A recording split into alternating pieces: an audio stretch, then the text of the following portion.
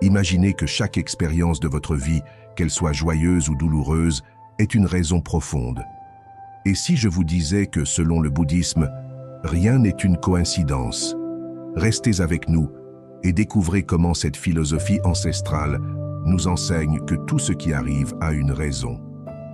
Rejoignez-nous dans ce voyage de découverte de soi et trouvez la paix intérieure en comprenant que tout arrive pour une raison. La loi de l'impermanence, comprendre le changement constant. Rien dans la vie n'est permanent. Tout change. Les saisons, nos émotions, nos relations et même notre propre corps. Dans le bouddhisme, ce principe est appelé Nitka, l'impermanence, et il constitue l'une des vérités fondamentales de l'existence. La souffrance surgit lorsque nous résistons à cette réalité. Nous souhaitons que les moments de bonheur durent éternellement et que les difficultés disparaissent immédiatement. Mais la vie est un flux constant. La clé n'est pas tant de s'y accrocher ou d'y résister, mais d'apprendre à accepter chaque étape avec sérénité. Pensez à la nature. Une rivière ne s'arrête pas et ne s'accroche pas à une forme unique. Elle coule sans résistance. Un arbre perd ses feuilles en automne, mais il n'en souffre pas. Il sait que le printemps en apportera de nouvelles. Nous aussi, nous pouvons apprendre à lâcher prise sur ce qui n'est plus là, confiant que chaque changement nous mène à une nouvelle étape de croissance. Accepter l'impermanence nous libère. Elle nous permet de savourer le présent sans craindre de le perdre et d'affronter les défis avec la certitude qu'ils passeront. Si tout est en perpétuel changement, chaque moment difficile n'est qu'une étape de plus et non une destination finale. La véritable paix ne consiste pas à éviter le changement, mais à l'accompagner. Lorsque nous cessons de lutter contre la réalité et apprenons à vivre avec détachement, nous découvrons une paix indépendante des circonstances extérieures. Cause à effet, karma au quotidien. Rien n'arrive sans raison. Chaque action, pensée et parole que nous prononçons engendre une conséquence, même si nous ne la remarquons pas immédiatement. C'est l'essence même du karma, l'un des enseignements les plus fondamentaux du bouddhisme. Ce n'est ni une punition divine ni une récompense, mais une loi naturelle, comme la gravité. Tout ce que nous faisons crée de l'énergie qui, tôt ou tard, nous revient sous une forme ou une autre. Imaginez jeter une pierre dans un lac. Les ondulations qui en résultent se propagent dans toutes les directions, modifiant la surface de l'eau. De même, nos actions ont des répercussions dans nos vies et dans celles des autres. Certaines ont des effets immédiats, tandis que d'autres peuvent prendre des années à se manifester. Mais une chose est sûre, chacun de nos actes laisse une trace. Le karma n'est pas seulement ce que nous faisons, mais aussi ce que nous pensons et ressentons. Si une personne vit dans la haine et le ressentiment, même sans agir ouvertement, cette énergie continue de l'affecter et de façonner sa réalité. À l'inverse, une personne qui cultive la compassion et la patience, même face aux difficultés, créera une atmosphère de paix autour d'elle. La qualité de notre vie est déterminée par la qualité de nos actions et de nos pensées. Parfois, nous voyons des gens agir mal sans en subir les conséquences immédiates, tandis que d'autres font le bien et subissent l'injustice. Cela peut paraître contradictoire, mais le bouddhisme explique que le karma ne se manifeste pas toujours sur le moment. C'est comme planter une graine. Certaines germent vite, d'autres mettent plus de temps à fructifier. L'important est de comprendre que tout ce que nous faisons a un effet, même s'il n'est pas immédiatement visible. Le karma nous enseigne aussi la responsabilité personnelle. Nous blâmons souvent les autres ou les circonstances pour ce qui nous arrive, mais en y regardant de plus près, nous pouvons voir comment nos propres actions ont contribué à notre situation actuelle. Il ne s'agit pas de se punir ou de se sentir coupable, mais plutôt de reconnaître que nous avons le pouvoir de changer notre vie en changeant nos actions et nos pensées. Dans le bouddhisme, une histoire illustre clairement ce phénomène. Un disciple demande à son maître pourquoi certaines personnes naissent pauvres et d'autres riches, car certains semblent chanceux et d'autres non. Le maître répondit par une analogie : si vous plantez des pépins de pommes, vous obtiendrez des pommes. Si vous plantez des épines, vous obtiendrez des épines. Chaque vie est le résultat d'innombrables actions passées, et nos décisions présentes sèment les graines de notre avenir. Le karma n'est ni résignation, ni fatalisme. Nous ne sommes pas prisonniers d'un destin immuable. Au contraire, nous pouvons transformer notre réalité à chaque leçon apprise. Si nous avons créé de la souffrance pour nous-mêmes ou pour les autres par le passé, nous avons toujours la possibilité de changer et d'agir avec plus de sagesse et de compassion. Nous générons du karma de 3 manières principales: par la pensée, la parole et l'action. Chacun de ces aspects a un impact sur nos vies et sur le monde. Une pensée haineuse peut paraître insignifiante, mais si nous l'entretenons, elle peut se transformer en paroles blessantes et à terme en actes néfastes. À l'inverse, une pensée d'amour et de gratitude peut transformer notre façon de parler et d'agir, créant ainsi une harmonie autour de nous. La pratique de la pleine conscience nous aide à prendre davantage conscience de notre karma au quotidien. Si nous observons honnêtement nos actions et nos pensées, nous pouvons repérer des schémas qui nous conduisent à des situations de souffrance ou de bonheur répétées. Par exemple, si nous réagissons systématiquement avec colère aux problèmes, nous créons un environnement tendu, ce qui favorise les conflits. À l'inverse, si nous réagissons avec calme et compréhension, nous brisons ce cycle et générons une réalité plus paisible. Il est également important de se rappeler que le karma n'affecte pas seulement notre vie personnelle, mais a aussi un impact collectif. Nos décisions influencent notre famille, notre communauté et même le monde. Cultiver des valeurs comme la générosité et l'empathie permet non seulement d'améliorer nos vies, mais aussi de contribuer à un environnement plus harmonieux pour tous. Un aspect essentiel du karma est l'intention. Aider quelqu'un par intérêt personnel n'est pas la même chose qu'aider quelqu'un avec le cœur. Bien que l'action extérieure soit la même, l'énergie générée est différente. C'est pourquoi le bouddhisme souligne l'importance de la motivation derrière chaque action. Tout au long de notre vie, nous avons accumulé de nombreuses expériences et habitudes qui influencent notre façon d'être. Cependant, le passé ne nous définit pas. Chaque jour est une nouvelle occasion de semer de bonnes graines. Peu importe le nombre d'erreurs commises, on peut toujours recommencer. Si nous voulons transformer notre karma, nous pouvons commencer par de petits changements. Soyez plus bienveillants dans vos paroles, agissez avec honnêteté et aidez ceux qui vous entourent sans rien attendre en retour. Ces gestes peuvent paraître simples, mais ils ont un impact profond. Tout comme une goutte d'eau peut faire des vagues dans un lac, chaque petite action positive contribue à un changement plus grand. Le karma nous rappelle que nous sommes les créateurs de notre vie. Cela ne signifie pas que nous pouvons tout contrôler, mais nous pouvons choisir comment réagir à ce qui nous arrive. Chaque décision que nous prenons est une opportunité de progresser vers une vie plus épanouissante et pleine de sens. En comprenant la loi de cause à effet, nous cessons de nous considérer comme des victimes du destin et commençons à assumer la responsabilité de notre existence. Cela nous donne non seulement plus de pouvoir sur notre vie, mais nous permet aussi de vivre avec plus de paix et de confiance.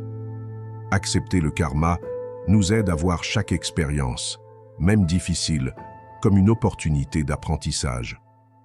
Au lieu de nous demander « Pourquoi cela m'arrive-t-il ?», nous pouvons nous demander « Que puis-je en tirer ?»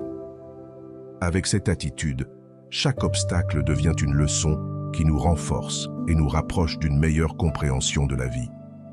Au final, tout ce que nous faisons nous revient, non pas comme une punition ou une récompense arbitraire, mais comme le résultat naturel de nos choix. En vivant avec cette conscience, nous commençons à agir avec plus de sagesse, ouvrant la voie à une plus grande harmonie et à un bien-être accru. Attachement et souffrance. Apprendre à lâcher prise. Le bouddhisme enseigne que la souffrance naît de l'attachement. Nous nous accrochons aux gens, aux choses, aux émotions et même aux idées, croyant qu'ils nous apporteront le bonheur. Mais rien n'est permanent dans la vie. Lorsque ce que nous désirons change ou disparaît, nous ressentons de la douleur. Le problème avec l'attachement, c'est qu'il nous rend dépendants de facteurs externes. Nous croyons que sans relation, sans travail ou sans certaines conditions, nous ne pouvons être heureux. Mais lorsque nous fondons notre paix sur des choses que nous ne pouvons pas contrôler, la souffrance est inévitable.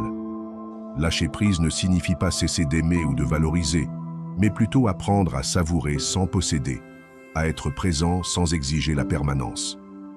Un amour libre d'attachement ne cherche ni à contrôler ni à retenir, mais à accepter. En abandonnant l'attachement, nous découvrons une liberté inimaginable.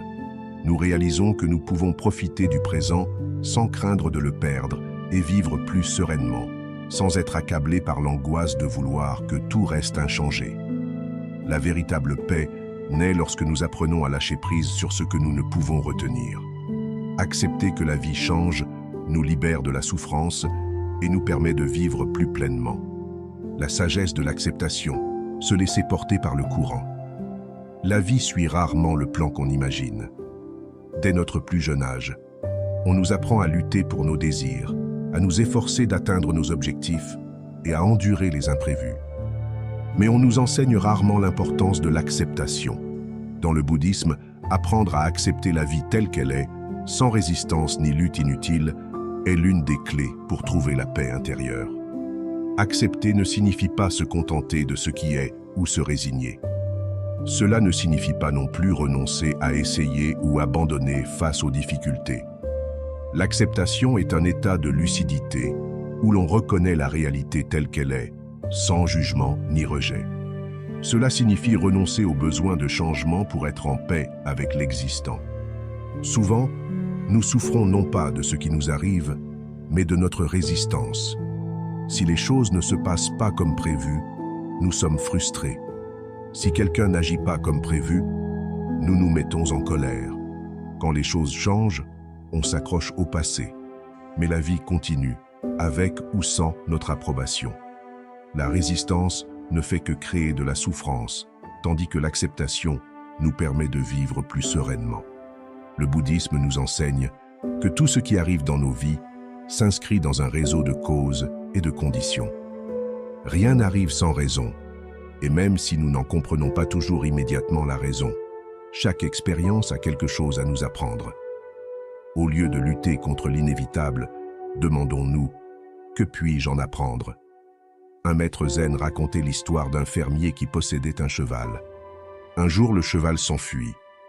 Ses voisins vinrent le réconforter, lui disant que c'était un grand malheur.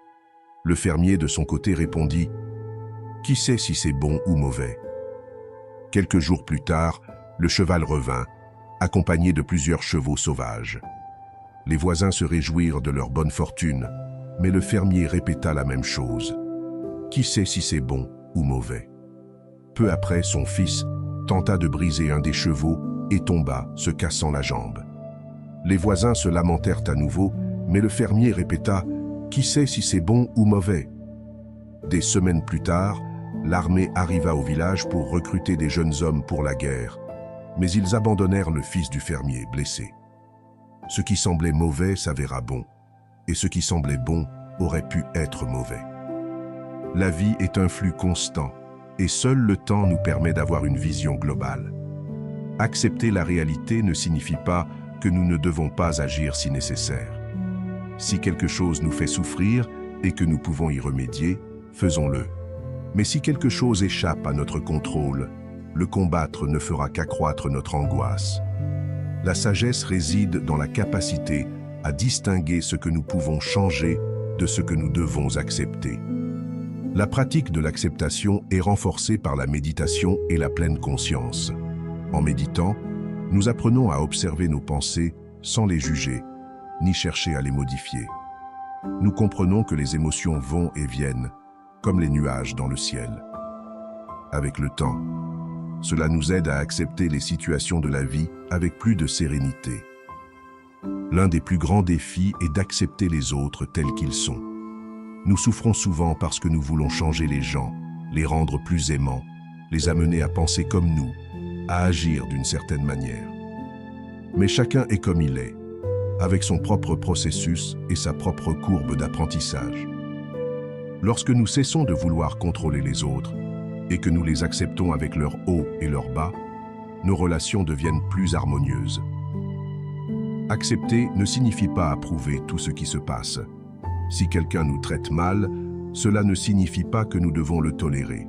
Mais nous pouvons accepter cette personne telle qu'elle est, sans attendre qu'elle change pour que nous soyons en paix. Au lieu de lutter contre la réalité, nous pouvons décider comment y réagir. Il est également important d'apprendre à s'accepter soi-même. Nous sommes souvent nos pires juges. Nous nous punissons pour nos erreurs ou souhaitons être différents. Pourtant, l'autocompassion est la clé du bien-être. S'accepter ne signifie pas renoncer à s'améliorer, mais plutôt cesser de se battre contre soi-même et commencer à se traiter avec plus de bienveillance. Le changement est inévitable. Tout au long de notre vie, nous connaîtrons des pertes, des échecs et des déceptions.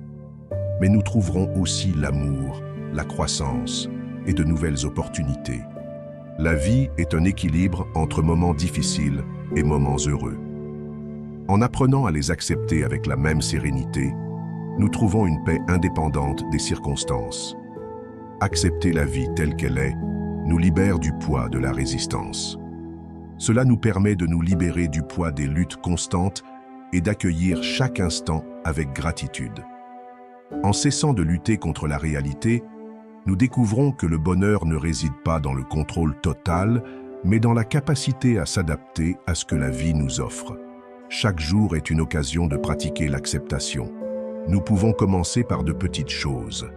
Accepter les embouteillages sans frustration. Accepter qu'il pleuve au moment prévu de sortir. Accepter que les gens autour de nous ont leur propre rythme et processus. Avec le temps, cette pratique nous prépare à accueillir les grands changements de la vie avec plus de sagesse et de sérénité. La véritable liberté ne réside pas dans le contrôle du monde, mais dans l'apprentissage de son harmonie. L'acceptation nous donne cette liberté, nous permettant de vivre avec plus de légèreté, de confiance et de paix intérieure. Des leçons cachées, trouver un sens à l'adversité. Tout au long de la vie, nous sommes confrontés à des moments difficiles qui semblent dénués de sens. Pertes, échecs, maladies, conflits et situations difficiles. Chaque adversité apporte son lot d'enseignements, même si on ne s'en rend pas toujours compte immédiatement. Lorsque les choses ne se passent pas comme prévu, nous réagissons souvent par la résistance, la colère ou la tristesse. Mais en y regardant de plus près, on découvre que même dans les moments les plus sombres se cache une leçon. Rien dans la vie n'est inutile si l'on sait transformer la souffrance en sagesse. L'un des principes du bouddhisme est que tout est interdépendant. Rien n'arrive de manière isolée, mais résulte plutôt d'une série de causes et de conditions. Souvent, ce que nous percevons comme un obstacle est en réalité une étape nécessaire à notre développement. Ce qui nous fait mal aujourd'hui peut ouvrir la voie à quelque chose de meilleur. Une histoire bouddhiste raconte l'histoire d'un disciple qui trouva une chenille qui peinait à sortir de son cocon. Voyant sa difficulté, il décida de l'aider et ouvrit le cocon avec ses mains. Cependant, le papillon qui en sortit fut incapable de voler. Leurs ailes n'étaient pas encore pleinement développées, car l'effort de sortir du cocon les avait renforcés. De même, nos difficultés nous aident à développer les qualités nécessaires pour avancer dans la vie. La souffrance peut être un enseignement si nous sommes prêts à l'écouter. Elle nous pousse à l'introspection, à nous remettre en question, à grandir. Elle nous révèle nos faiblesses et nous donne l'opportunité de les transformer en force. Chaque défi auquel nous sommes confrontés nous offre le choix de vivre dans la douleur ou de l'utiliser comme moteur de transformation. Dans la vie, on n'obtient pas toujours ce que l'on veut, mais on obtient toujours ce dont on a besoin pour évoluer. Une relation qui se termine peut nous apprendre la valeur de l'indépendance. Un échec professionnel peut nous montrer qu'il est temps de changer de voie. Un problème de santé peut nous rappeler l'importance de prendre soin de notre corps et de notre esprit. Rien n'est vain si l'on est ouvert à l'apprentissage. Souvent, ce n'est qu'avec le temps que l'on comprend la raison d'être d'une difficulté. Ce qui semblait autrefois être un malheur peut se transformer en la plus grande opportunité de notre vie. L'important est de ne pas se laisser emporter par les plaintes ou le désespoir, mais de croire que tout a un sens, même si nous ne le comprenons pas encore. Le bouddhisme nous enseigne à voir chaque expérience comme une opportunité de croissance. Au lieu de maudire la tempête, demandons-nous ce qu'elle nous apprend. Nous montre-t-elle que nous avons besoin de plus de patience? Nous aide-t-elle à lâcher prise? Nous renforce-t-elle pour la suite? L'esprit humain a tendance à résister à la douleur.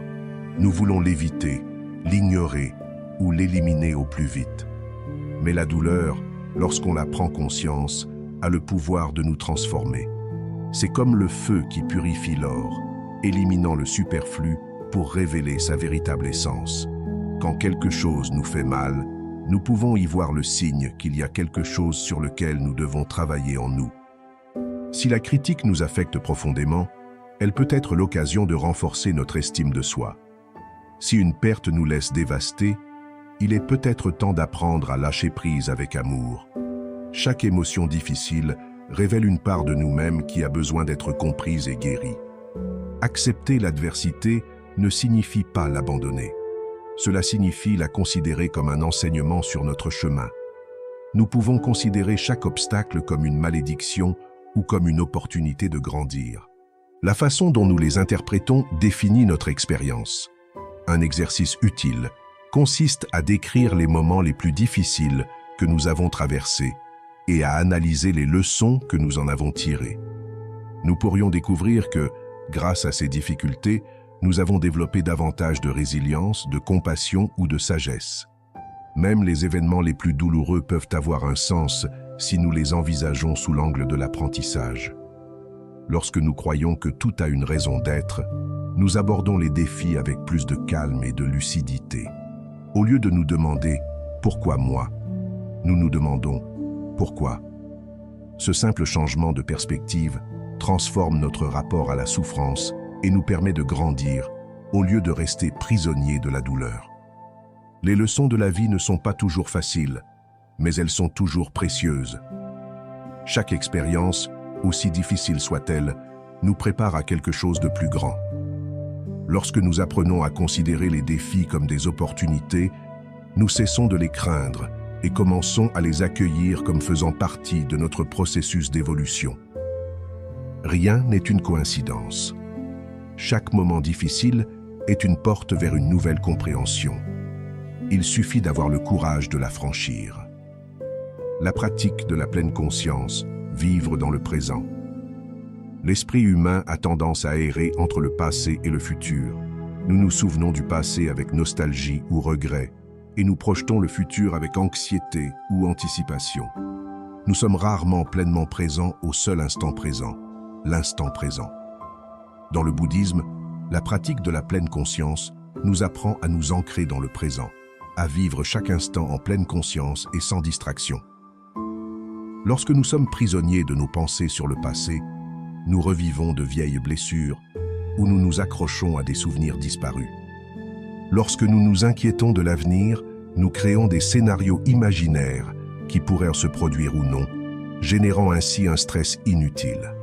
Or, le présent est la seule réalité, le seul espace où nous pouvons agir, ressentir et vivre pleinement. La pleine conscience n'est pas seulement une pratique de méditation, c'est un mode de vie. Cela signifie être pleinement présent à chaque action, sans se laisser entraîner par des pensées automatiques. Manger en pleine conscience, c'est savourer chaque bouchée au lieu de la dévorer à toute vitesse sans s'en rendre compte. Écouter quelqu'un en pleine conscience, c'est être pleinement attentif, sans penser à ce que l'on va dire ensuite. Marcher en pleine conscience, c'est ressentir chaque pas, le contact avec le sol, la brise sur sa peau, plutôt que de se perdre dans ses pensées. La plupart d'entre nous vivons dans un état de distraction constante. Nous consultons notre téléphone en parlant à quelqu'un, pensons au travail en famille et ruminons nos soucis en mangeant. Nous sommes physiquement au même endroit, mais notre esprit est ailleurs. Cela nous empêche de profiter de la vie et augmente notre stress. La pratique de la pleine conscience nous aide à retrouver notre capacité à être ici et maintenant. Le bouddhisme enseigne que l'esprit est comme un singe agité, passant d'une pensée à l'autre sans interruption. La méditation est un moyen d'entraîner ce singe à se calmer et à se concentrer sur le présent. Au début, cela peut être difficile, mais avec le temps, nous devenons plus conscients de nos pensées et pouvons choisir où diriger notre attention. Un exercice de pleine conscience de base consiste à se concentrer sur sa respiration. Observez comment l'air entre et sort, sans chercher à le contrôler. Dès que votre esprit s'égare, revenez simplement à votre respiration. Ce simple geste nous aide à revenir au présent et à développer notre capacité de concentration. La pleine conscience ne signifie pas éliminer toutes nos pensées, mais plutôt apprendre à les observer sans s'y laisser prendre. Imaginez votre esprit comme un ciel et vos pensées comme des nuages qui passent. Nul besoin de s'accrocher à ces pensées, ni de lutter pour les faire disparaître. Il suffit de les observer et de les laisser partir. En vivant en pleine conscience, nous découvrons que nombre de nos soucis sont inutiles. Nous comprenons que la souffrance surgit lorsque nous sommes absorbés par des pensées sur le passé ou l'avenir. Mais lorsque nous nous enracinons dans le présent, nous trouvons une paix indépendante des circonstances extérieures. La pleine conscience nous aide également à réagir plutôt qu'à réagir. Nous agissons souvent par impulsion, poussés par la colère, la peur ou la frustration. Mais lorsque nous sommes présents, nous avons l'espace nécessaire pour choisir comment réagir à chaque situation. Au lieu de réagir de manière automatique, nous pouvons agir calmement et clairement. Dans le bouddhisme, il est dit que chaque instant est une opportunité d'éveil. Nul besoin d'attendre une retraite ou une situation particulière pour pratiquer la pleine conscience. Nous pouvons la pratiquer dans tous les aspects de notre vie quotidienne, en nous lavant les mains, en buvant du thé, en écoutant le chant d'un oiseau. La vie se déroule maintenant, et chaque instant est précieux si nous l'apprécions. Beaucoup de gens recherchent le bonheur comme s'il s'agissait d'un avenir, lorsqu'ils trouveront un meilleur emploi, le partenaire idéal ou un objectif précis.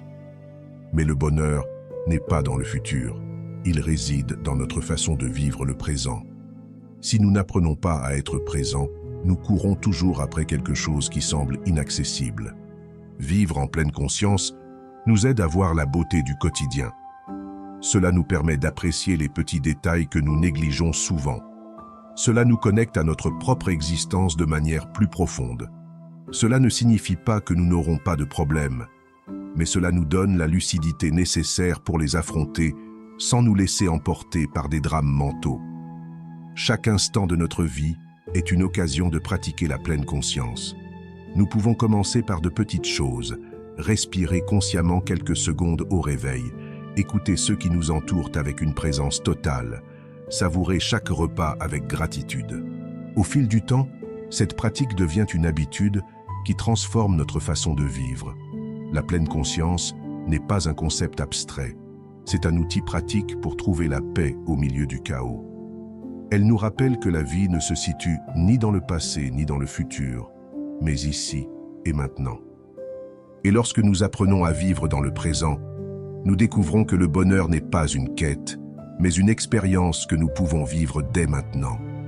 Transformer l'esprit de la souffrance à l'illumination. Notre esprit peut être notre meilleur allié ou notre plus grande source de souffrance. Le bouddhisme enseigne que ce n'est pas ce qui nous arrive qui nous fait souffrir, mais la façon dont nous l'interprétons.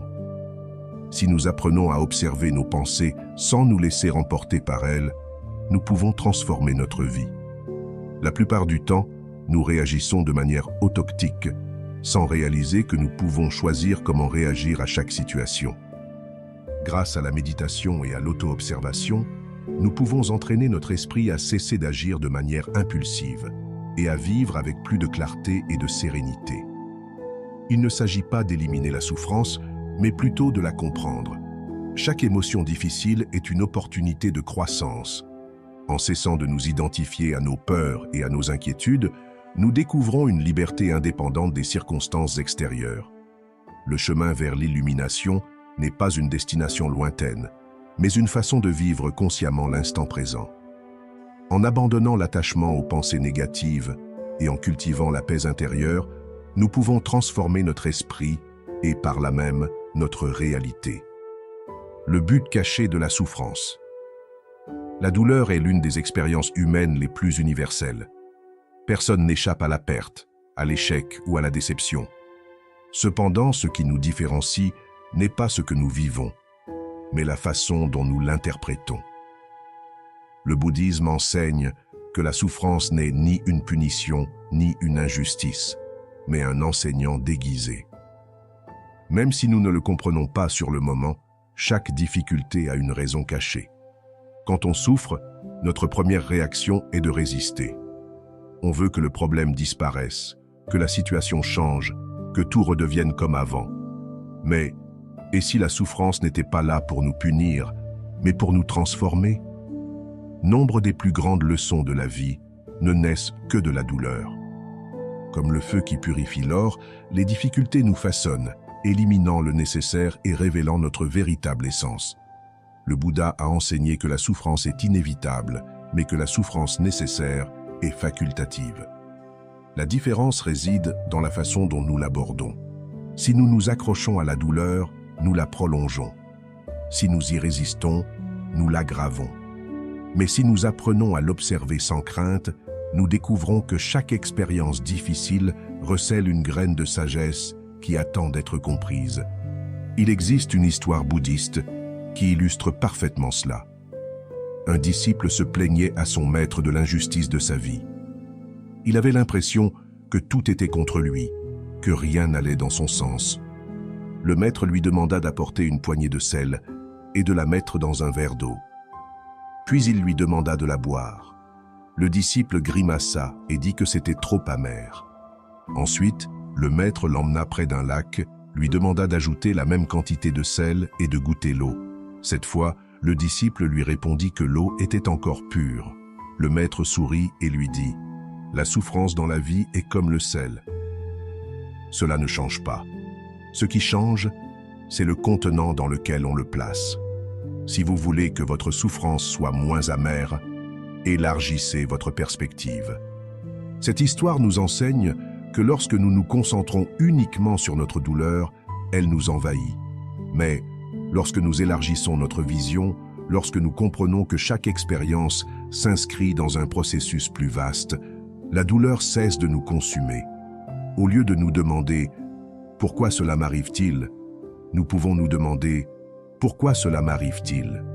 Souvent, les pires expériences de notre vie finissent par nous mener aux plus grands apprentissages.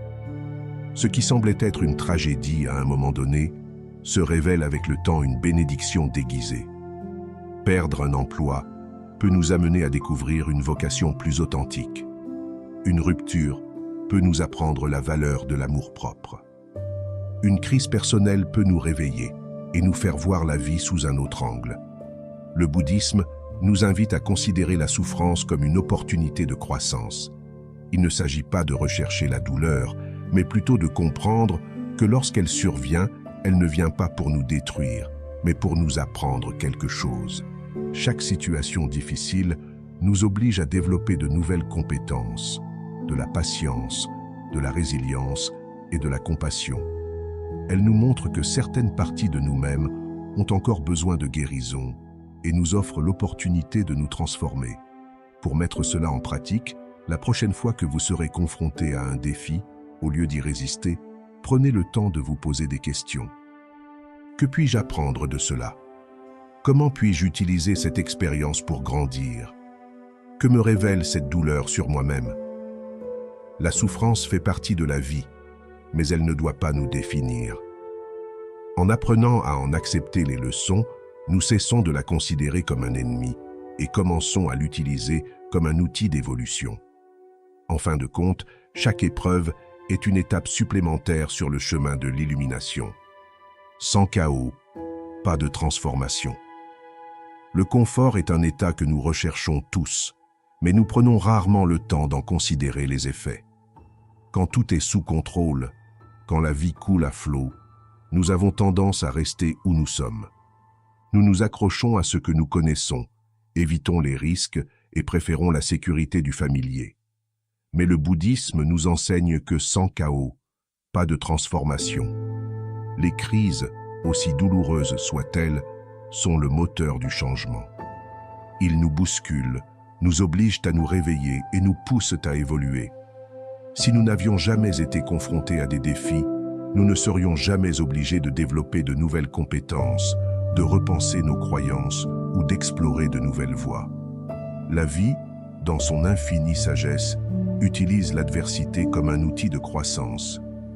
Imaginez une graine. Si elle reste à la surface, elle ne deviendra jamais un arbre. Elle doit être enfouie dans l'obscurité, se briser de l'intérieur et percer la terre avant de voir la lumière. Il nous arrive la même chose. Sans moments difficiles, sans ruptures intérieures, nous ne pourrions pas atteindre notre véritable potentiel. Une histoire bouddhiste l'illustre bien. Un disciple demande à son maître pourquoi la vie était si difficile. Le maître l'emmena dans la forêt et lui montra un papillon luttant pour sortir de son cocon. Le disciple, ému, voulut l'aider et ouvrit le cocon de ses mains. Le papillon émergea, mais ses ailes étaient faibles et il ne put jamais voler. Le professeur expliqua alors que l'effort fourni pour sortir du cocon renforce ses ailes. Sans cet effort, il ne pourrait jamais voler. Tout comme un papillon a besoin de la résilience d'un cocon pour prospérer, nous avons besoin du chaos pour devenir plus forts. Chaque défi nous oblige à nous adapter, à grandir, à trouver de nouvelles façons d'affronter la vie. Sans moment de crise, nous resterions les mêmes, prisonniers de notre zone de confort. Le bouddhisme nous enseigne à considérer le chaos non pas comme un ennemi, mais comme une opportunité. Au lieu de nous demander « Pourquoi cela arrive-t-il ?», nous pouvons nous demander « Quel changement cette situation tente-t-elle de m'imposer ?» Avec le recul, nous constaterons que les plus grandes transformations de nos vies ne se sont pas produites dans des moments de calme, mais en temps de crise. Les pertes nous ont appris la valeur de ce que nous avons. Les échecs nous ont rendus plus forts et les changements inattendus nous ont conduits sur des chemins que nous n'aurions jamais explorés seuls. Accepter le chaos ne signifie pas apprécier la souffrance, mais plutôt comprendre qu'elle fait partie du processus. Lorsque nous cessons de résister et commençons à nous adapter au changement, nous découvrons en nous une force que nous ignorions posséder. La vie ne consiste pas à éviter les défis, mais à apprendre à les utiliser à notre avantage. Chaque crise est une invitation à évoluer. Et si nous faisons confiance au processus, nous verrons qu'après le chaos, une nouvelle version de nous-mêmes émerge toujours, plus forte, plus consciente et plus libre. Le Dharma, l'ordre invisible de la vie. Parfois, la vie semble dénuée de sens. Nous sommes confrontés à des obstacles inattendus, les choses ne se déroulent pas comme prévu et nous avons l'impression d'être sur la mauvaise voie. Mais le bouddhisme nous enseigne que tout dans l'univers obéit à un ordre, même si nous ne le voyons pas toujours. Cet ordre est le Dharma. Le Dharma est la loi naturelle qui régit tout ce qui existe. C'est le flux parfait de la vie, où chaque événement survient à un moment précis et pour une raison spécifique. Il n'y a pas d'erreur, pas de coïncidence. Tout ce qui nous arrive, même ce que nous considérons comme négatif, participe d'un équilibre plus grand. Pensons à la nature. Les saisons changent au bon moment. Les rivières coulent sans résistance. Les arbres poussent sans hâte. Rien dans la nature ne remet en question le pourquoi des choses. Elle suit simplement son cours. Mais nous, les humains, résistons. Nous voulons que la vie soit à la hauteur de nos attentes, et quand elle ne l'est pas, nous souffrons. Une histoire bouddhiste l'explique bien. Un homme fut pris au milieu d'une tempête en mer. Il lutta de toutes ses forces contre les vagues, mais plus il luttait, plus il s'enfonçait.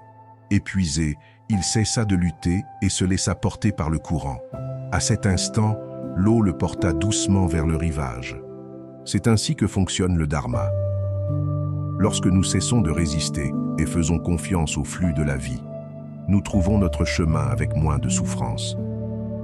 Cela ne signifie pas que nous devons rester passifs ou que tout est prédestiné.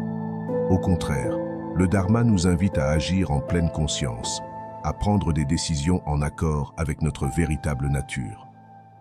La souffrance survient souvent lorsque nous nous éloignons de notre but.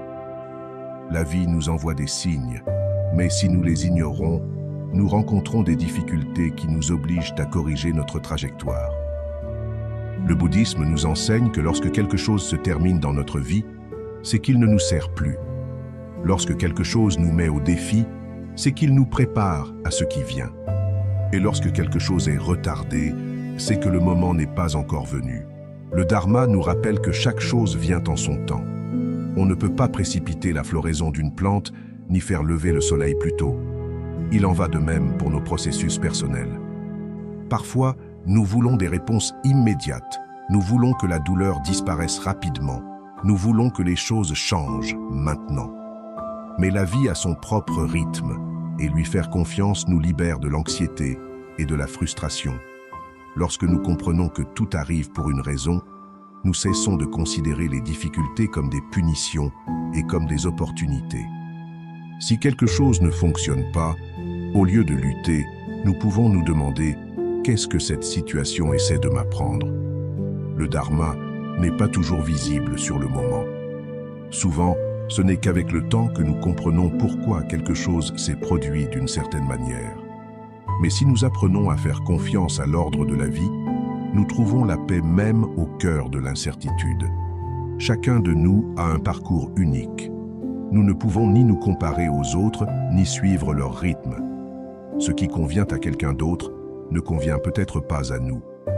Écouter notre moi intérieur, suivre notre intuition et accepter ouvertement le changement nous aide à cheminer en harmonie avec le Dharma. Nous ne sommes pas là par hasard. Chaque expérience, chaque personne que nous rencontrons et chaque décision que nous prenons contribue à un équilibre plus profond. Lorsque nous croyons que chaque chose arrive en son temps, nous cessons de vivre dans la peur et commençons à vivre avec un but. L'illusion du contrôle, apprendre à faire confiance au cours de la vie.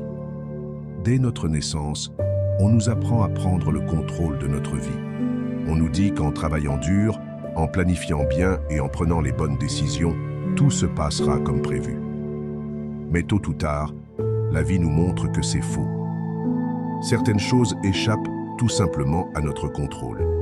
Une relation qui semblait stable se brise, un emploi qui semblait sûr est perdu, des projets qui semblaient parfaits échouent sans raison apparente. Quand les choses ne se passent pas comme on le souhaite, on ressent de la frustration, de l'anxiété et de la peur. On se demande ce qu'on a fait de mal, car tout s'est effondré si on avait fait le bon choix. Mais c'est là que le bouddhisme nous offre un enseignement clé. Le contrôle est une illusion. Rien dans la vie n'est totalement prévisible. Nous pensons pouvoir garantir que tout suive un certain ordre, mais en réalité, l'existence s'écoule à son propre rythme. Le problème, c'est que notre esprit aspire à la certitude, aux garanties et à tout contrôler. Et quand il n'en a pas, il panique. Une histoire bouddhiste illustre ce phénomène. Un roi avait 3 conseillers, et un jour, il leur demanda d'expliquer pourquoi la vie était si imprévisible. Le premier répondit que tout était une question de chance. Le second, que tout était le résultat de décisions antérieures. Le troisième emmena simplement le roi près d'une rivière et lui demanda d'essayer d'arrêter le courant avec ses mains. Malgré tous ses efforts, il n'y parvint pas. L'eau continua de couler.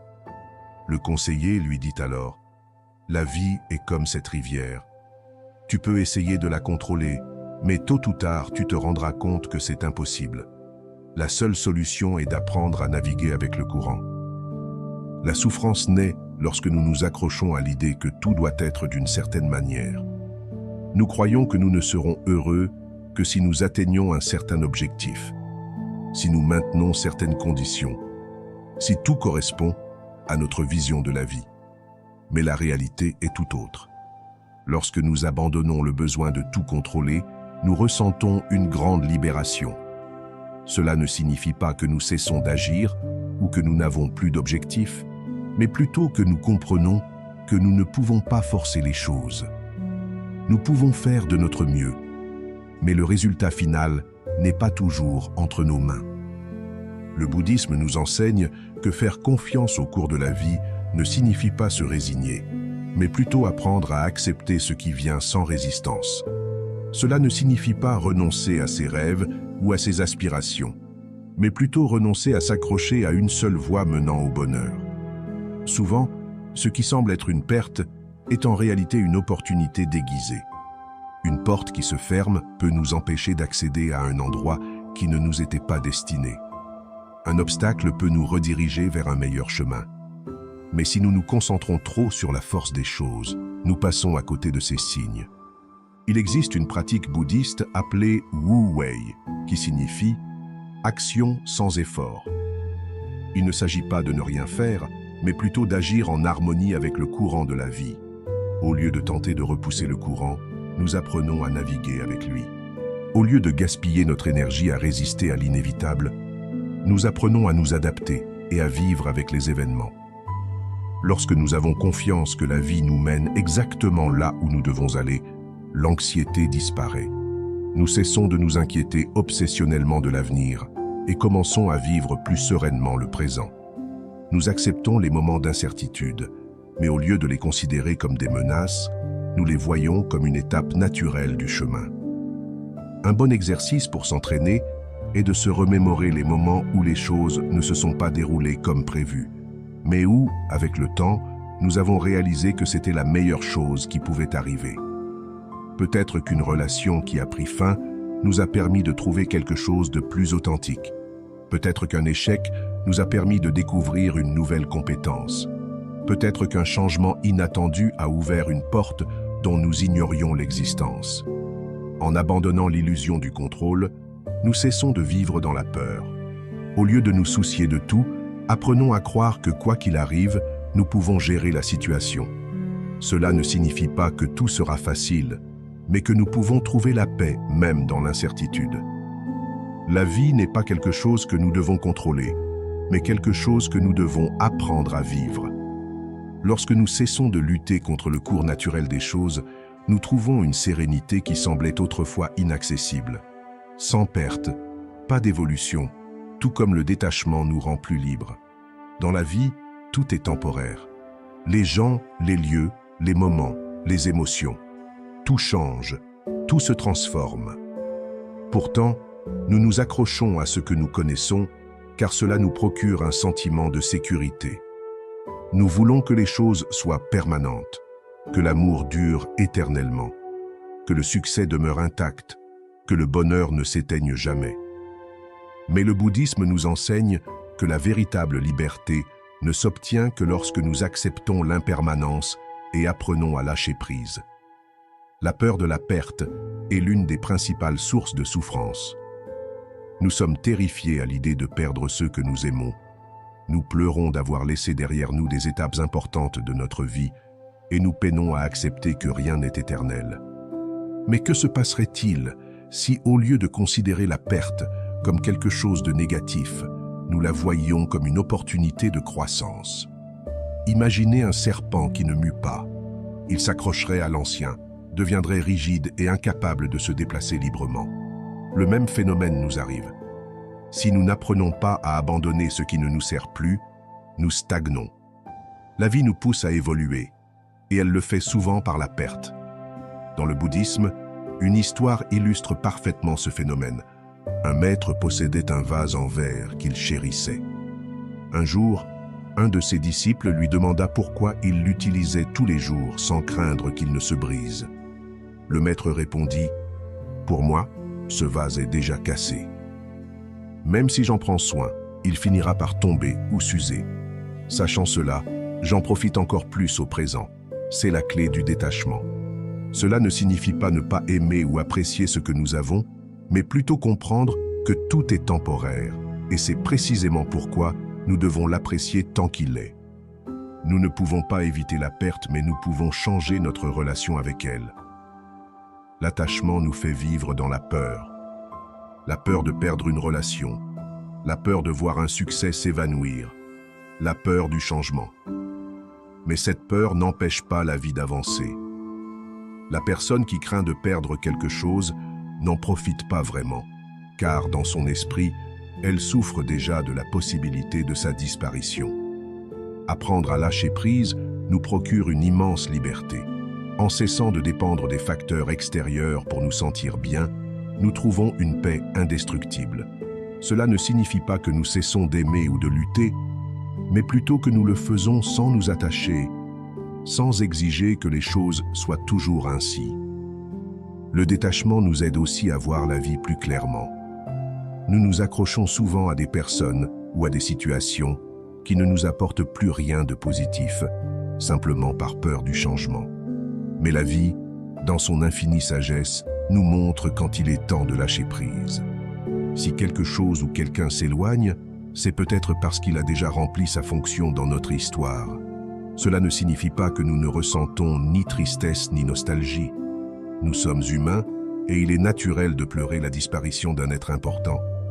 Mais lorsque nous comprenons que la perte fait partie de la vie, le deuil se transforme en acceptation et l'acceptation nous libère.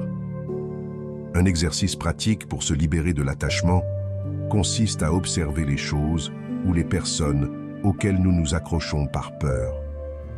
Posez-vous les questions suivantes. Est-ce que je m'accroche à cela par amour ou par peur de le perdre? Cet attachement m'apporte-t-il la paix ou la souffrance? Que se passerait-il si je renonçais à ce besoin de contrôle? Souvent, quand on lâche prise, la vie nous réserve des surprises. Ce qui semblait être une perte devient une porte vers de nouvelles opportunités.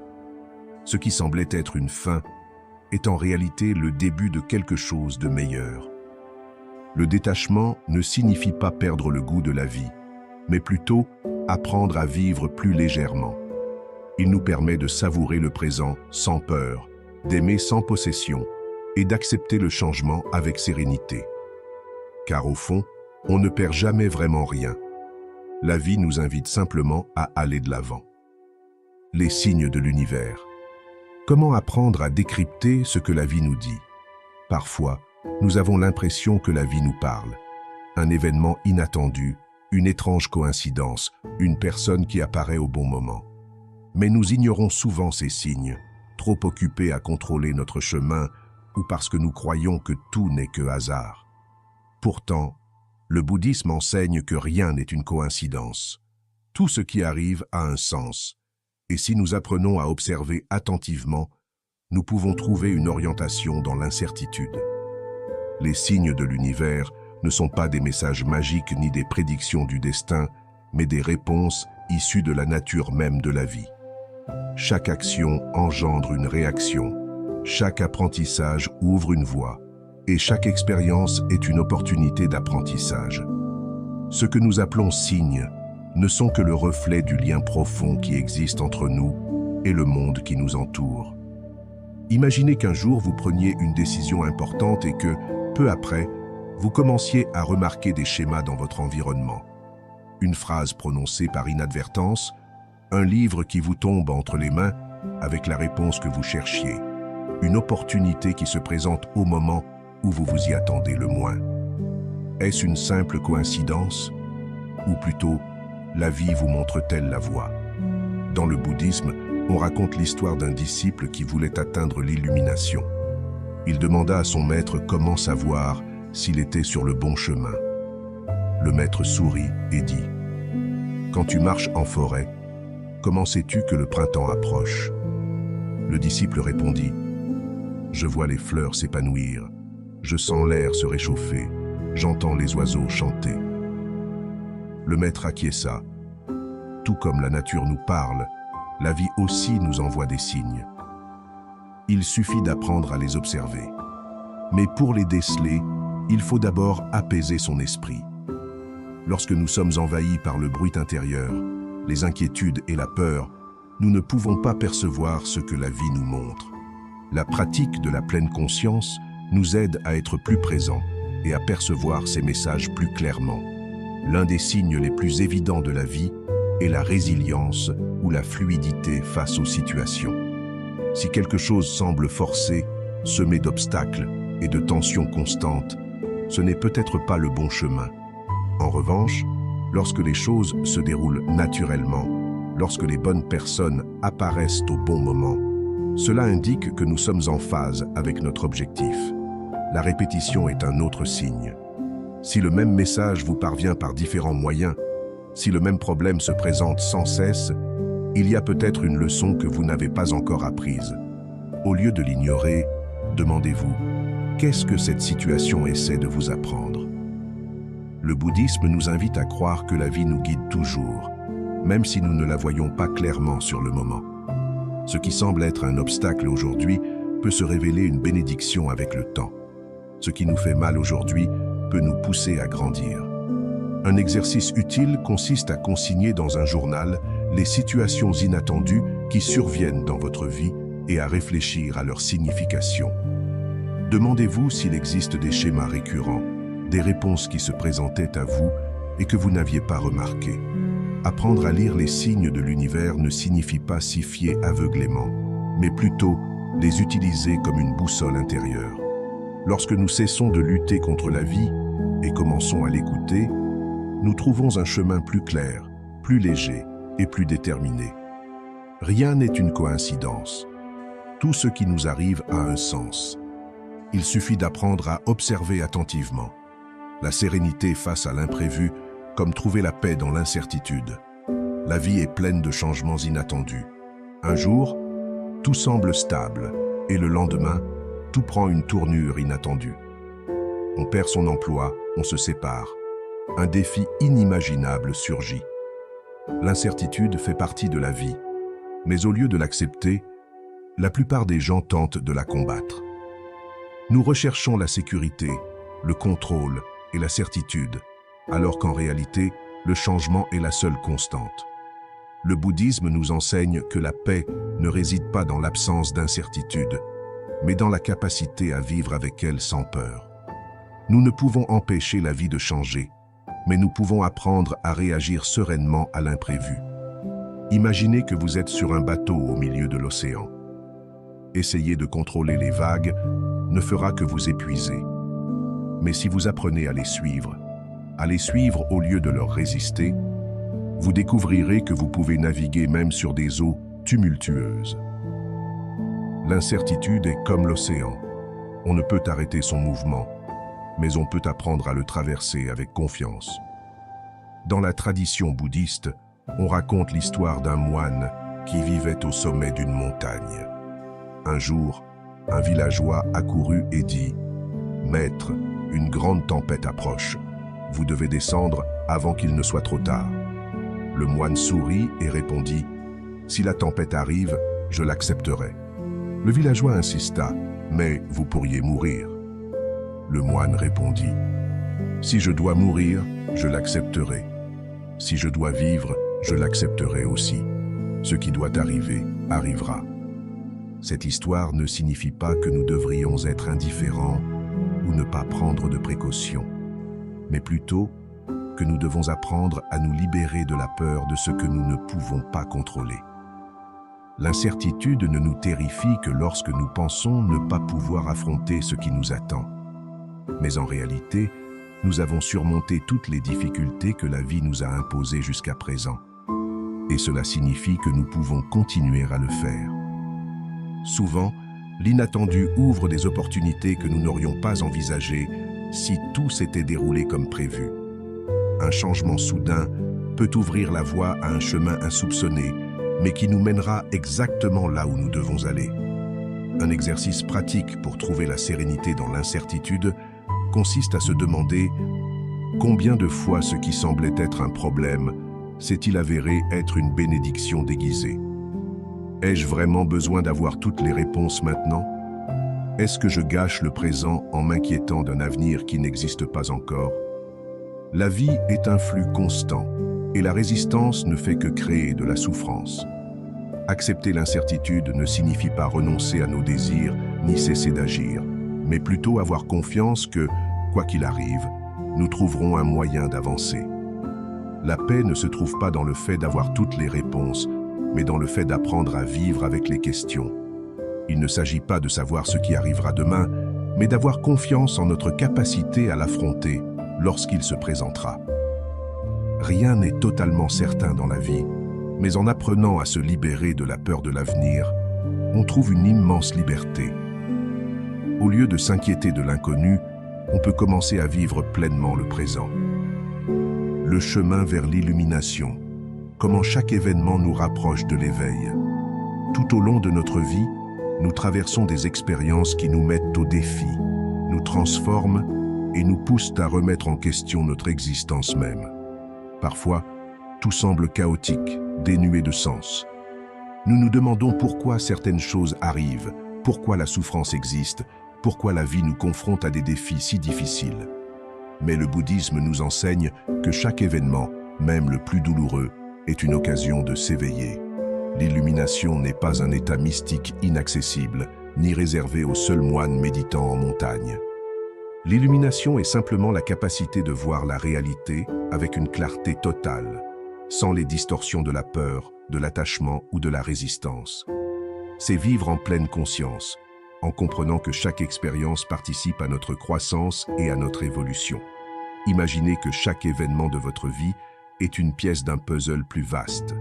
Au cœur de l'expérience, cet élément peut sembler déplacé, illogique. Mais avec le temps, en considérant l'ensemble, on réalise que chaque élément s'assemble parfaitement pour nous mener là où nous devions aller. Dans le bouddhisme, on raconte l'histoire d'un voyageur qui s'est perdu dans le brouillard lors d'une randonnée en montagne. Au début, elle ressentait peur et désespoir, ne sachant où aller. Mais au lieu de paniquer, elle décida d'avancer pas à pas, confiante qu'elle trouverait son chemin. À chaque pas, le brouillard se dissipait un peu plus, jusqu'à ce qu'elle puisse enfin y voir clair. La leçon de cette histoire est que le chemin vers l'illumination ne se révèle pas immédiatement. Nous n'obtenons pas toutes les réponses d'un coup, mais si nous continuons d'avancer avec conscience et confiance, la clarté s'installe progressivement. Chaque défi, chaque perte, chaque moment de confusion fait partie de notre cheminement vers l'éveil. Nous ne sommes pas ici pour éviter la souffrance, mais pour en tirer des leçons, pour l'utiliser comme un outil de transformation. Lorsque nous regardons la vie avec les yeux d'un apprenant plutôt que d'une victime, tout change. Au lieu de nous demander « Pourquoi cela m'arrive-t-il ?», nous pouvons nous demander « Que puis-je en apprendre ?» Chaque obstacle devient une leçon, chaque douleur une opportunité de croissance, chaque changement une porte vers quelque chose de plus grand. Le problème, c'est que nous vivons souvent selon des automatismes. Nous nous laissons emporter par la routine, les attentes sociales, les peurs et les inquiétudes du quotidien. Nous ne prenons pas le temps d'observer, de réfléchir, de nous demander si nous vivons vraiment en accord avec notre essence. L'illumination ne se produit pas du jour au lendemain, mais plutôt un processus d'éveil progressif. Chaque expérience vécue nous offre l'opportunité de franchir une nouvelle étape sur ce chemin. L'observation de soi est une pratique essentielle du bouddhisme. Prenez un moment chaque jour pour vous demander « Est-ce que je vis en pleine conscience ou en pilotage automatique ? Est-ce que je réagis avec peur ou compréhension ? Qu'est-ce que cette situation m'apprend sur moi-même ? » Souvent, l'illumination ne survient pas dans des moments extraordinaires, mais dans les plus simples, dans le silence de la méditation, dans le calme d'une respiration profonde, dans la capacité à accepter le présent sans résistance.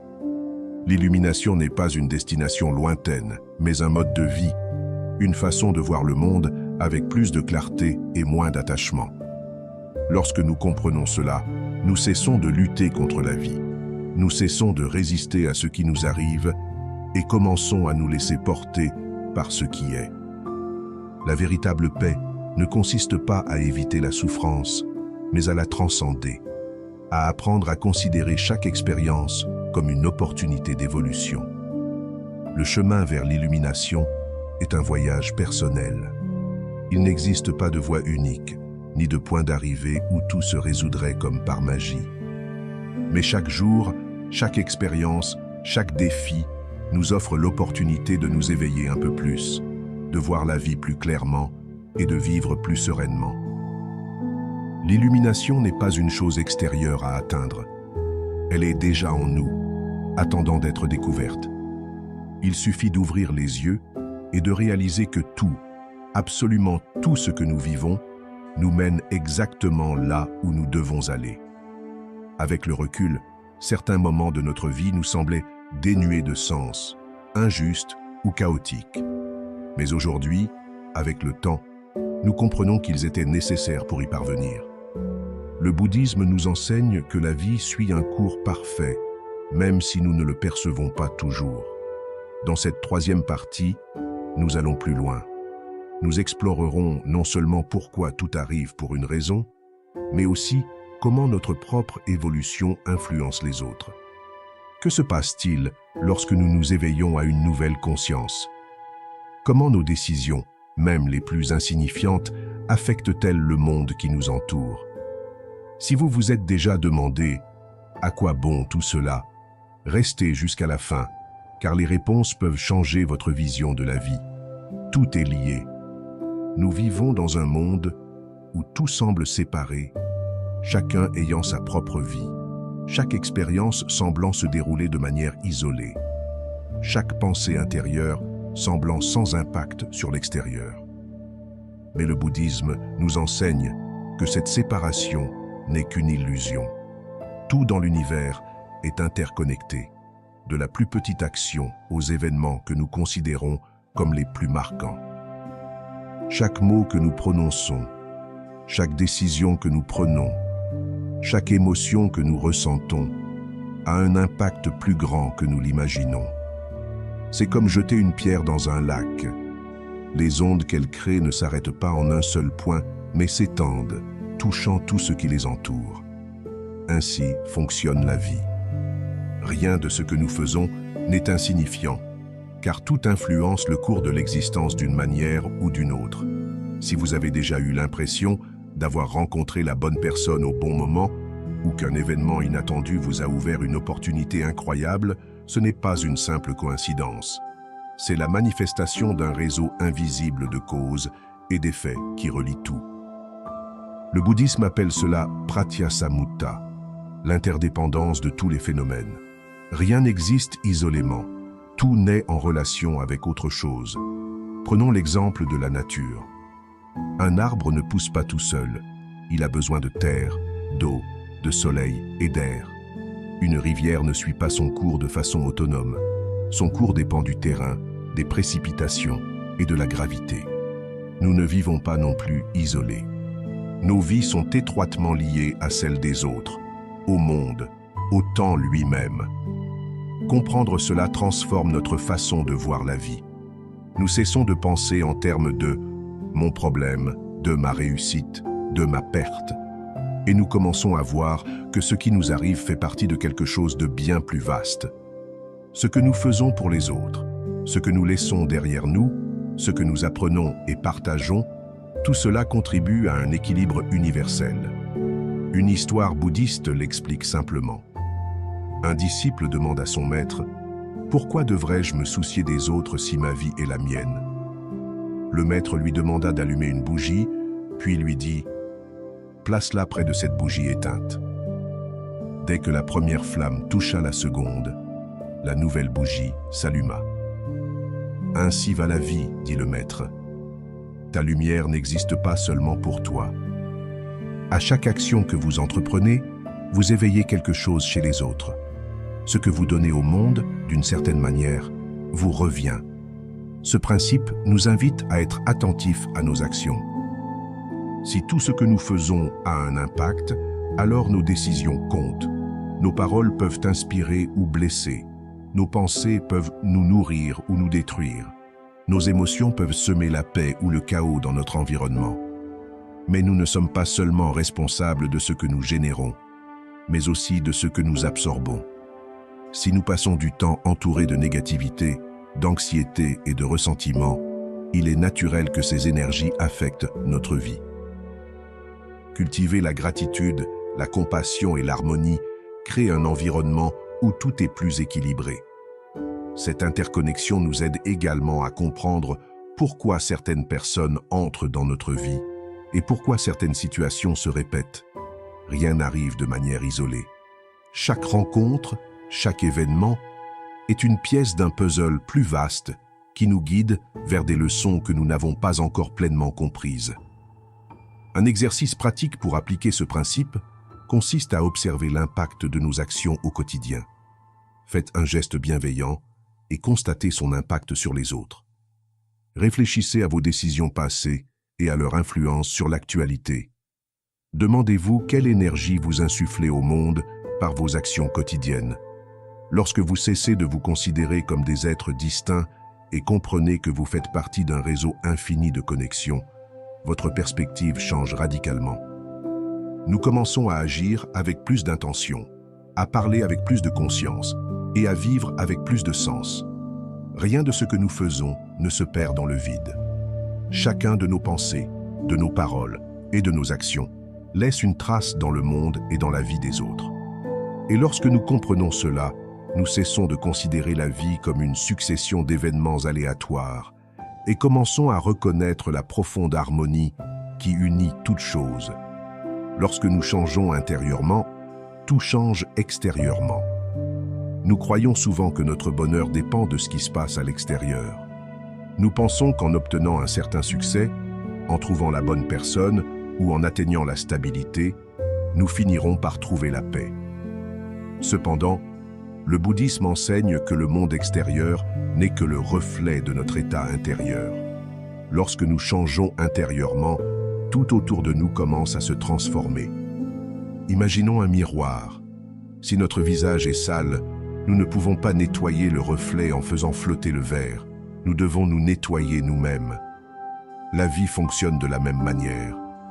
Nous essayons souvent de changer les circonstances extérieures sans réaliser que la source de notre insatisfaction réside dans notre propre perception. Si notre esprit est envahi par l'anxiété, le monde nous paraîtra chaotique. Si nous nourrissons du ressentiment, nous verrons le conflit à chaque coin de rue. Si nous sommes en paix, les situations qui nous bouleversaient auparavant ne nous affectent plus. La réalité reste la même, mais notre façon de la vivre change avec notre état d'esprit. Le bouddhisme nous invite à regarder en nous-mêmes avant de chercher des solutions extérieures. Au lieu de nous demander « Pourquoi cela m'arrive-t-il ?», nous pouvons nous demander « Quelle part de moi doit se transformer pour voir la situation différemment ?»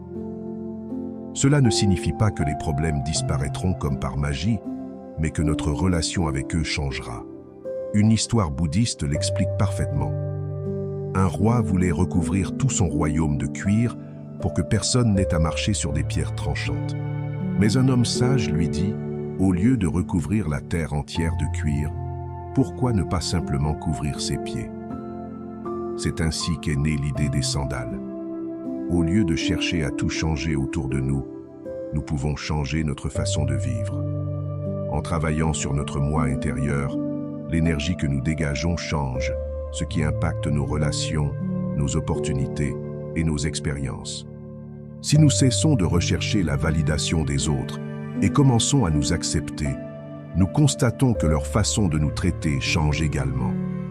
Si nous cessons de nous plaindre et commençons à nous concentrer sur les solutions, le monde nous offre davantage de possibilités. Ce principe est particulièrement évident dans nos relations personnelles.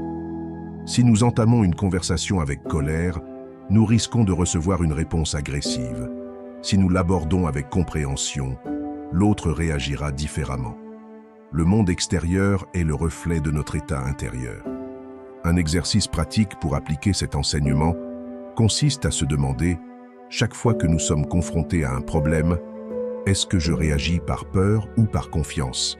Est-ce que j'essaie de changer quelque chose à l'extérieur alors que j'ai besoin de changer quelque chose à l'intérieur? Comment puis-je aborder la situation sous un angle nouveau? Lorsque nous transformons notre état d'esprit, le monde n'a d'autre choix que de refléter ce changement. La vie présente toujours des défis, mais nous ne les considérons plus comme des ennemis, mais comme des opportunités de croissance. Nous ne pouvons pas contrôler tout ce qui se passe à l'extérieur, mais nous pouvons toujours décider comment y faire face. Et lorsque nous changeons notre façon de voir la vie elle-même commence à changer sous nos yeux. Les personnes qui entrent et sortent de notre vie. Tout au long de notre vie, nous rencontrons de nombreuses personnes. Certaines restent des années, D'autres n'apparaissent que pour un bref instant. Il y a ceux qui arrivent avec amour et ceux qui nous confrontent à la douleur. Certains nous élèvent, d'autres nous mettent à l'épreuve. Mais le bouddhisme nous enseigne que personne ne croise notre chemin par hasard. Chaque personne qui entre et sort de notre vie a un but. Parfois, nous nous accrochons à des relations qui ne nous servent plus, simplement parce que nous nous sommes habitués à leur présence. D'autres fois, nous pleurons le départ d'une personne sans réaliser que, même si son passage dans notre vie est terminé, son impact restera présent. Le Bouddha a enseigné que toutes nos relations sont guidées par le principe du karma et de l'interdépendance. Cela signifie que nous attirons non seulement certaines personnes par nos actions passées, mais que nous créons aussi de nouvelles connexions par notre comportement présent. Une histoire bouddhiste illustre cette idée. Un homme demanda à son maître « Pourquoi des gens entrent-ils dans ma vie et repartent-ils sans raison ?» Le maître prit une bougie et l'alluma avec une allumette. Puis il souffla l'allumette et dit « L'allumette a rempli sa fonction, allumez la bougie. » Elle n'était pas censée rester allumée éternellement. De même, beaucoup de gens entrent dans nos vies avec une mission précise, et une fois leur mission accomplie, ils repartent. Chaque personne que nous rencontrons nous apporte une leçon. Certaines nous témoignent un amour inconditionnel, d'autres nous apprennent à fixer des limites. Certaines réveillent le meilleur en nous, d'autres font ressortir nos zones d'ombre pour que nous puissions les surmonter. Il n'y a pas de rencontre vaine. Même ceux qui nous ont blessés nous révèlent quelque chose de nous-mêmes.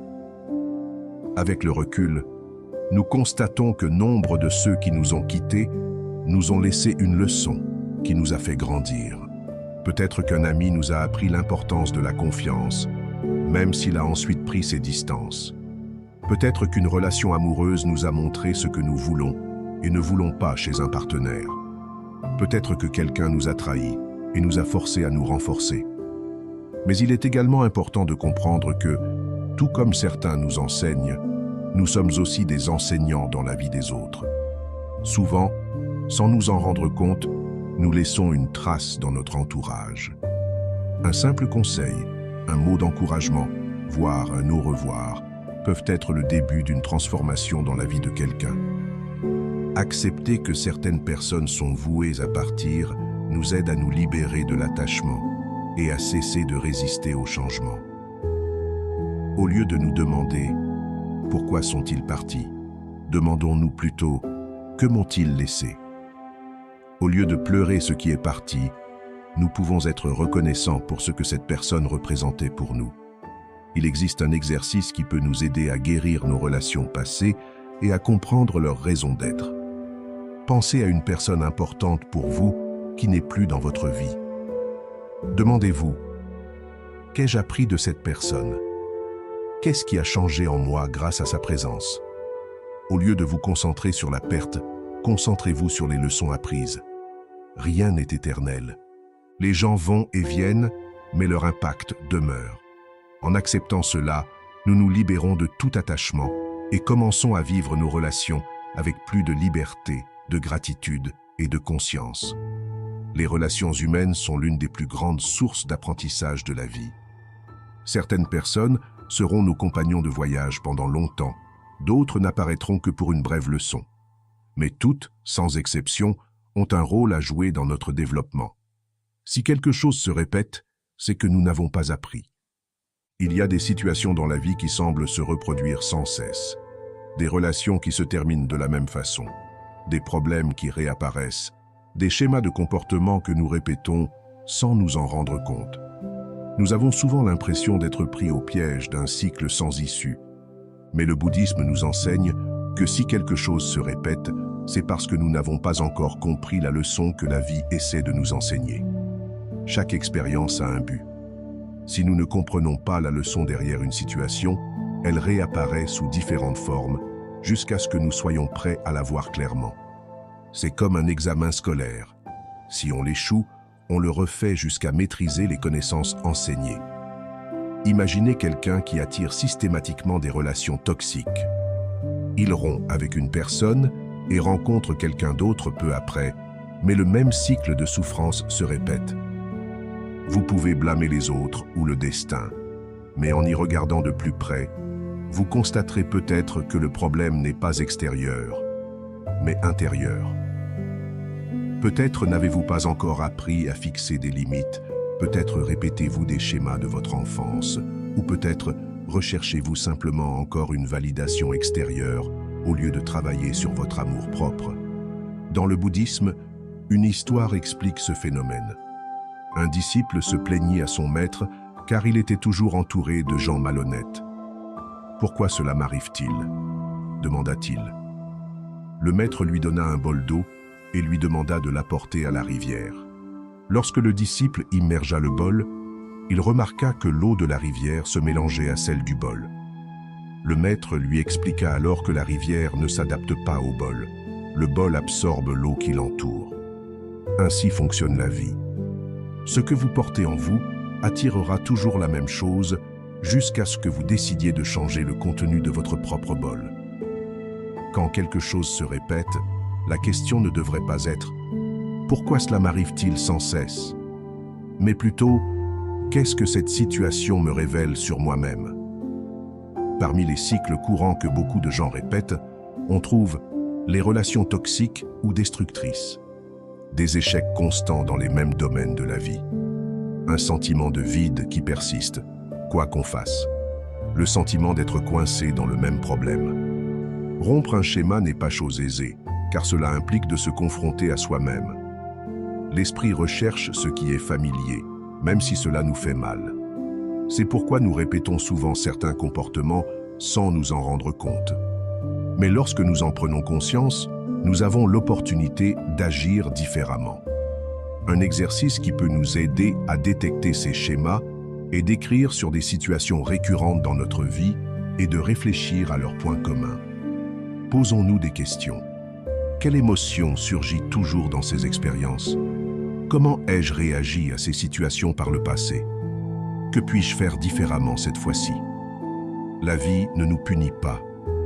Si quelque chose se reproduit, c'est qu'il nous reste encore quelque chose à apprendre.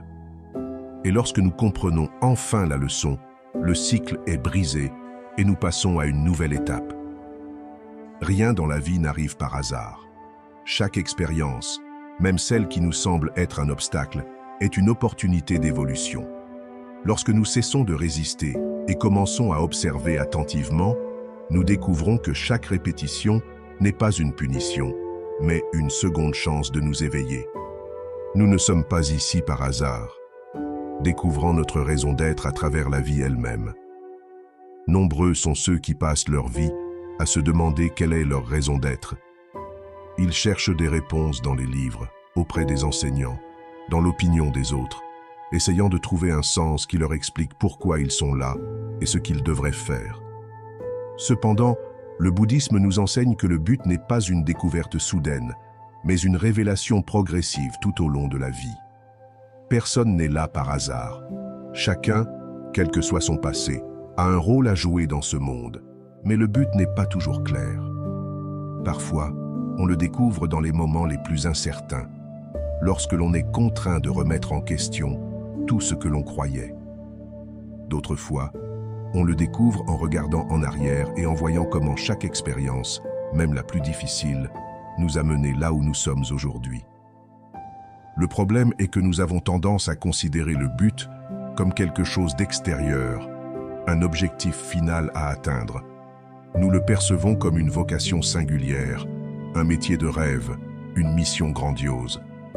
Mais le bouddhisme nous invite à voir le but comme quelque chose de beaucoup plus simple et profond, à vivre en pleine conscience et à contribuer au monde par notre être à chaque instant. Il existe une histoire bouddhiste à propos d'un disciple qui voyagea pendant de nombreuses années à la recherche d'un maître qui lui révélerait sa destinée. Il visita des temples, médita dans les montagnes, étudia auprès de grands sages, mais ne parvint toujours pas à trouver la réponse. Un jour, il arriva dans un village et vit un vieil homme balayer l'entrée d'une maison avec une attention et une sérénité absolue. Il s'approcha et demanda « Quel est le but de la vie ?» Le vieil homme sourit et répondit « Je balais. Quand tu balais, balais. Quand tu manges, mange. Quand vous marchez, marchez, tout simplement. Votre but est d'être ici et maintenant, de faire ce que la vie vous propose avec une présence totale. Cet enseignement nous montre que le but ne réside pas dans un objectif lointain, mais dans la façon dont nous vivons chaque instant. Peu importe que nous occupions un emploi simple ou que nous ayons une mission ambitieuse. Ce qui compte, c'est la manière dont nous l'exerçons, l'attitude et l'intention. Souvent, les difficultés et les changements inattendus nous poussent vers notre véritable voie. Une personne qui perd son emploi peut se découvrir une passion qu'elle n'avait jamais envisagée. Une personne traversant une crise personnelle peut s'éveiller à une nouvelle vision de la vie. Rien n'est vain. Chaque expérience, aussi petite soit-elle, nous guide vers une compréhension plus profonde de qui nous sommes et de ce que nous pouvons apporter au monde. Mais trouver un sens à sa vie signifie aussi cesser de se comparer aux autres. Tout le monde ne suit pas le même chemin. Certains se distinguent par de grands projets, d'autres par des actions modestes mais significatives. Il y a ceux qui transforment des vies par la parole et d'autres par le silence. Chacun a son propre rythme, sa propre façon de contribuer. Un exercice pour se connecter à notre raison d'être est de réfléchir à ce qui nous fait naturellement sentir vivants. Demandez-vous, quand est-ce que je me sens pleinement présent et épanoui? Quelles activités me connectent à mon essence sans avoir besoin de reconnaissance extérieure? Comment puis-je apporter quelque chose de positif au monde avec ce que je sais et qui je suis aujourd'hui? Notre raison d'être n'est pas figée, elle évolue avec nous. Peut-être qu'aujourd'hui, notre mission est d'apprendre et demain ce sera d'enseigner. Peut-être sommes-nous ici aujourd'hui pour guérir et plus tard pour aider les autres à guérir. L'important est de croire que chaque pas nous mène exactement là où nous devons aller. Nul besoin de chercher un but dans l'avenir. Elle est là, maintenant, dans notre façon de vivre chaque jour. Et lorsque nous cessons de la chercher désespérément et commençons à vivre consciemment, nous découvrons qu'elle a toujours été là, attendant d'être reconnue. Crise spirituelle? Quand la vie nous force à nous réveiller. Il y a des moments dans la vie où tout semble perdre son sens. Ce qui nous motivait autrefois n'a plus d'importance. Les certitudes que nous avions autrefois s'effondrent et un sentiment de vide nous envahit. Dans le bouddhisme, on parle d'éveil forcé, de crise spirituelle. Elle ne vient pas pour nous détruire, mais pour nous faire voir la vie sous un angle totalement nouveau. Les crises n'apparaissent pas par hasard. Elles surviennent généralement lorsque nous nous égarons, lorsque nous ignorons trop longtemps ce que notre moi intérieur essaie de nous dire. La vie nous pousse à l'éveil, et elle le fait de la seule manière qui nous force véritablement à regarder en nous-mêmes, à nous libérer de nos certitudes. Nombre de grands maîtres spirituels ont traversé des périodes de crise profonde avant d'atteindre une nouvelle compréhension. Même Bouddha, avant d'atteindre l'illumination, a traversé un processus de recherche semé de doutes, de souffrances et de questionnements. Une crise n'est pas une fin, c'est le début d'une transformation. Lorsque la vie nous sort de notre zone de confort et nous confronte à l'incertitude, elle nous oblige à tout repenser.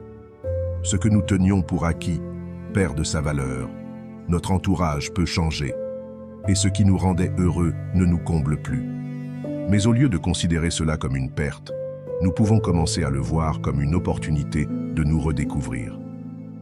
L'esprit craint le vide, car il n'y a rien à quoi s'accrocher. Or, le bouddhisme enseigne que c'est dans ce vide que naît la véritable clarté. En abandonnant tout ce que nous pensions être, nous pouvons commencer à voir qui nous sommes vraiment. Le problème, c'est que la plupart des gens tentent de résister à la crise. Ils veulent retourner à leur ancienne vie, retrouver la stabilité qu'ils avaient, se fermer à ce qui ne leur convient plus.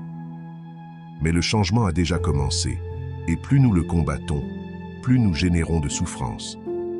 La seule façon de surmonter une crise spirituelle est de s'y abandonner, d'accepter que tout change parce que c'est nécessaire.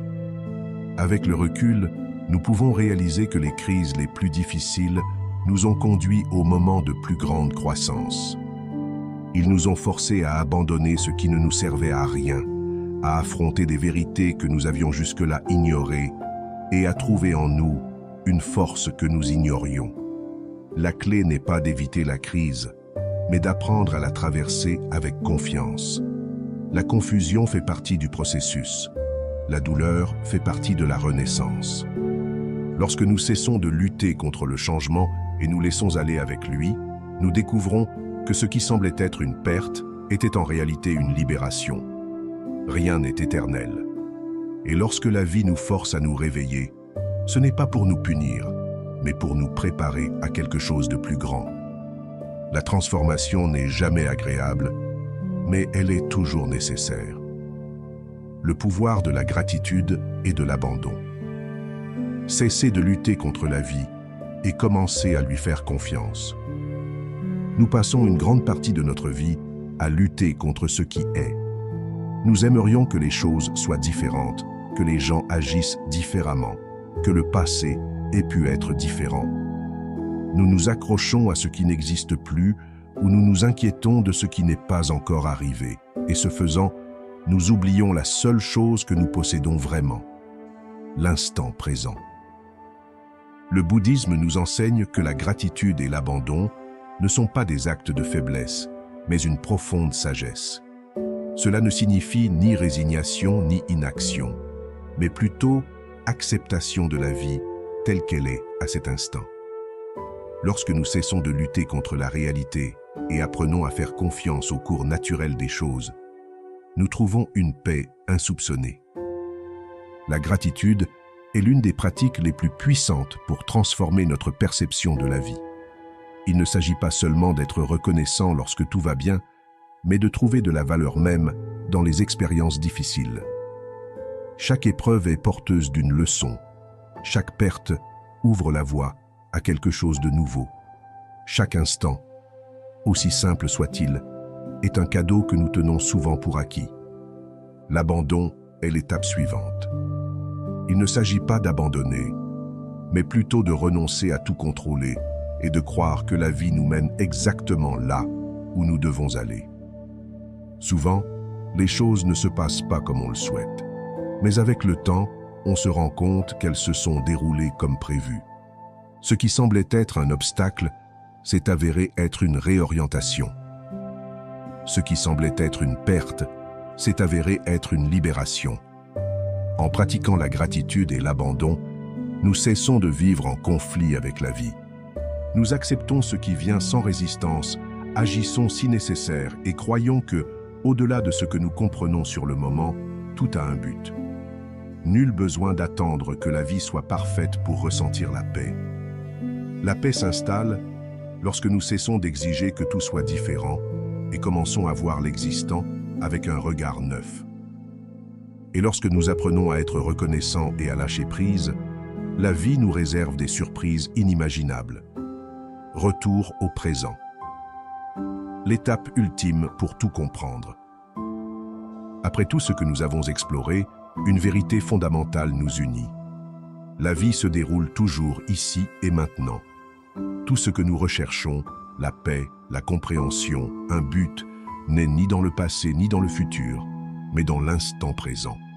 Mais l'esprit, prisonnier des souvenirs et des soucis, nous éloigne de cette réalité. Cela nous fait penser qu'il nous manque quelque chose, qu'il nous faut résoudre quelque chose avant de nous sentir complets.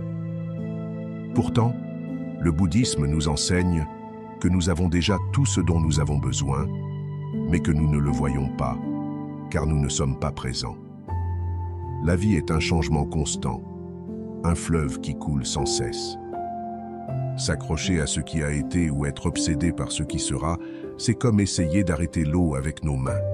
Nous manquons l'occasion de sentir la fraîcheur de la rivière dès que nous la touchons. Rien de ce que nous avons évoqué n'a de sens si nous n'apprenons pas à être présents. Gratitude, abandon, acceptation, détermination. Tout cela découle de la capacité à vivre l'instant présent. Nous ne pouvons ni changer le passé, ni contrôler l'avenir, mais nous pouvons décider comment vivre l'instant présent. Et ce faisant, tout le reste commence à se mettre en place. Il n'y a pas de destination finale, ni de réponse unique à toutes nos questions. La vie ne consiste pas à arriver quelque part, mais à vivre consciemment chaque étape. Lorsque nous cessons de regarder vers l'extérieur et commençons à regarder vers l'intérieur, nous réalisons que nous avons toujours été exactement là où nous étions censés être.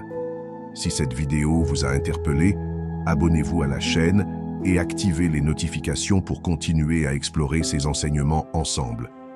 Dites-moi maintenant, quel aspect de ce message vous a le plus fait réfléchir? Partagez votre expérience dans les commentaires, car elle peut aider d'autres personnes dans leur propre cheminement. Merci d'être là et à bientôt pour la prochaine vidéo.